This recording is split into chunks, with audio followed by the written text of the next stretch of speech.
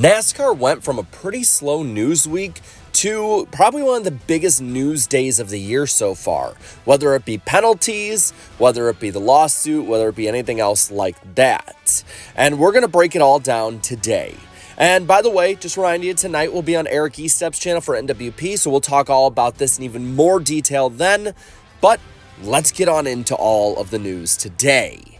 Let's start out with the Chase Briscoe win, and not on the racetrack, but off the racetrack. Here is a tweet from Bob Pockris reporting the news saying, JGR and Chase Briscoe win the appeal to the penalty issued after the Daytona 500 for holes in the spoiler base being altered. His 100 points restored and no suspension to James Small and no fine to the team. Now, this is huge because that penalty alone was putting him nearly 100 points behind the cut line after 3 races, let alone behind the leaders and being up towards the front. He still has a way to go with a lot of it, but at this point, this is a huge win for Joe Gibbs Racing. And they talked about it before that it looked like it was a problem more or less with the supplier rather than anything they altered, and they were able to prove it based on the holes not being aligned more or less when it was delivered to them. This also means that at this point, they have went from being 96 points below the cut line after all of the penalties and other reports from today to now in the playoffs at this moment. This is a season-altering type of deal, as when you look at how his season could have went with this penalty, it's in a complete must-win. There is no way, in my opinion, he makes up the points, being 95 back actually, instead now being within 5 points over the cut line how it was before the points were given back. This is major. Now a huge weight is lifted off the back of all of them as they don't have to just bank on only a win. Chase Briscoe's season might have just been saved 3 weeks in. And Jordan Bianchi has followed up too with how the panel reached a decision as, quote, the panel believes that the elongation of some of the holes on the number 19 Cup car spoiler base is caused by the process of attaching that specific spoiler base to the rear deck and not modification to the single source part, which is exactly what they've been arguing for the most part the whole time. And I will say this is really big because it's not very often when it comes to next-gen parts penalties that there have been any recensions in the number of points penalized or just all of them given back.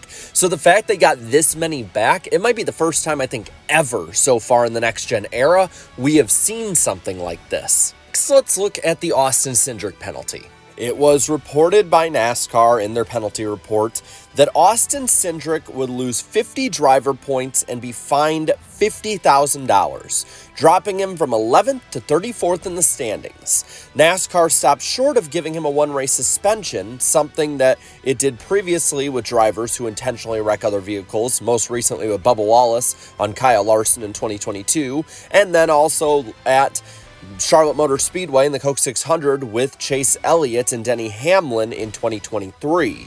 And on the Hauler Talk podcast, Mike Ford, NASCAR Managing Director of Racing Communications, had said that the reason Cindric wasn't suspended included the race being on a road course with lower speeds and tighter confines already, and the incident didn't lead to a caution flag.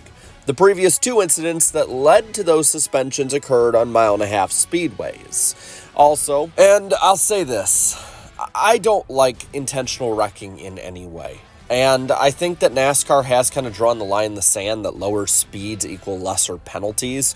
We saw that with Carson Hocevar last year at Nashville, for instance. And heck, we even saw it with Austin Dillon at Richmond last year when he intentionally crashed Denny Hamlin after intentionally crashing Joey Logano. Those all at lower speed tracks. So I get NASCAR not wanting to sort of have a paint all with one brushstroke kind of rule, but the fact that Cindric did that so early in the race is something that I think is incredibly concerning. And I don't think maybe the first offense should be as bad per se at a slower speed track, But I do think that at this point moving forward, if somebody has a history of doing it too, maybe they should get suspended. It's hard to kind of gauge it because NASCAR has been consistent. They have their rulings that they give out for these type of penalties, and that's not something that I want changed all of a sudden on a whim. On the other side, though, I kind of do agree with the fact that, yes, because now of the ramifications, if Cindric were to win and make the playoffs, of not having those playoff points going in, and this goes for anyone else as well, maybe a suspension gets that point across. Don't do this crap in our series. This is amateur stuff that we'd see in a really low-tier race at Bowman Gray. And I get that people might think that's too tough, but sometimes I think NASCAR just needs to rule with that iron fist when it comes to altercations like this. There was no reason for Cindric to do what he did. Ty Dillon, yes, forced him off the racetrack, but that happens all the time at road courses. That's not something new. And I don't think that speed necessarily changes intent. The intent is all the same no matter the speed. So I get that might not be the most popular opinion on all of it, but at the same time, there needs to be that kind of iron fist consistency. Also in the penalty report, because of the number 5 team having the tire fly off, it meant that they will now be without their jackman and front tire changer, with a 2-race suspension for the safety violation. That's something we all kind of saw coming with this as well. So that's not too major, all things considered. But the Cindric one, yeah, I think this is setting the precedent that at these slower conditions, it will be a hefty penalty, but it will not be a season crippling or altering penalty in too many ways, per se. NASCAR and 2311/Front Row Motorsports lawsuit has some updates today as well. NASCAR has countered 2311 and Front Row, and as Bob Pockrass has tweeted, quote, as part of the 2311 Front Row Motorsports NASCAR litigation, NASCAR has filed a counterclaim against 2311 FRM and 2311 co-owner Curtis Polk, alleging a conspiracy and agreement in unreasonable restraint of interest, trade, and commerce, constituting a violation of Section 1 of the Sherman Act. And basically what I can glean from this, and the least corporate and known side of it in general, is that basically they're saying the teams worked together in bad faith with the charter negotiations to force this lawsuit with NASCAR. They had the lawsuit planned ahead of time, and they went in bad faith to try and make it better for them. That's essentially what I gleaned out of all of this.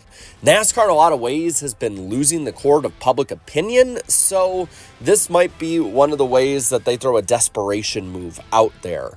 I did find it funny, as Matt Weaver had pointed out in his X post, that NASCAR cited Essentially Sports, which is basically just AI drivel.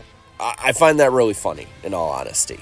And also, Adam Stern had tweeted out, quote, NASCAR outside counsel Chris Yates, 2311 and Front Row are essentially claiming that the charters are illegal agreements. This opens up Pandora's box and calls into question whether the charter system can continue, regardless of who wins the case. Now, first off, I will say this. From the beginning, I've not been the biggest fan of the charter system, but it is ingrained in the business model of NASCAR now. It's been there for a decade or so, and at this point, if they were to remove it, this would crater the value of the teams and easily end a few of them. We would not be wondering if we get a 40-car field or 41-car field for the Daytona 500. We might be wondering if we're getting 30-car fields for that race and others. And to me, this is, again, going to the nth degree to try and pull some desperation moves.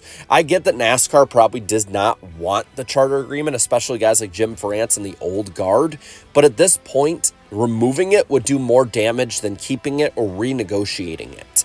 But it was reported a while ago that NASCAR really is doing everything they can to get rid of it anyway. That is probably the end goal for them. So it really is do or die in a lot of ways for the teams when it comes to this lawsuit. So there you have it.